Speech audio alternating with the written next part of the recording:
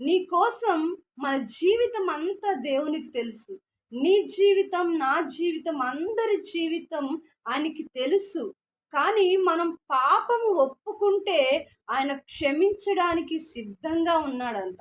అదే నీ ఫ్రెండ్స్‌ని గానీ, నీతో స్నేహం చేసేవారిని గానీ, నిన్ను ప్రేమించేవారిని గానీ, నేను చేసింది తప్పు నన్ను క్షమించమని మీరు వెళ్లి అడగండి.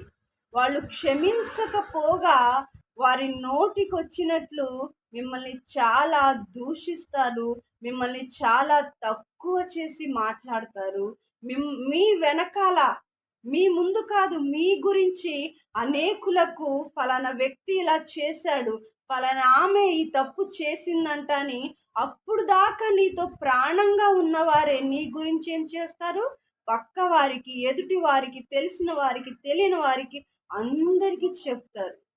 కానీ నీ దేవుడైన యేసయ్య, నిన్ను ప్రేమించే యేసయ్య, నీకోసం ప్రాణం పెట్టిన యేసయ్య నిన్ను క్షమించడానికి నిన్ను క్షమించడానికి ఎలా ఉన్నారంట? సిద్ధంగా ఉన్నారంట. ఎక్కువ ఎవరైనా మనల్ని ప్రేమిస్తుంటే వారు మనకి ఎలా కనబడతారంటే లోకువుగా కనబడతారు.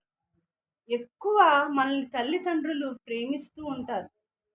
ఎగ్జాంపుల్ మీకు చెప్పాలంటే తల్లిదండ్రులు మనల్ని ఎంతో ప్రాణంగా ప్రేమిస్తారు. వాళ్ళు తిన్నా తినకపోయినా మనం తినాలి కడుపు నిండా అనుకుంటారు.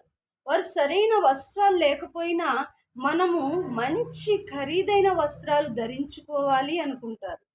వాళ్ళు చదువుకోలేదు కాబట్టి మనము చదువుకోవాలని ఎంత డబ్బులైనా అప్పు చేసైనా ఏదో రకంగా కష్టపడి మనల్ని చదివిస్తూ ఉంటారు.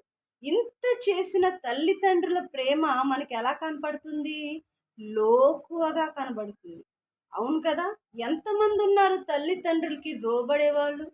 ఎంతమంది ఉన్నారు తల్లిదండ్రుల ప్రేమను గుర్తించి వాళ్ళని గౌరవించి వాళ్ళు చెప్పిన మాట వినే బిడ్డలు ఈ రోజుల్లో ఎంతమంది ఉన్నారు?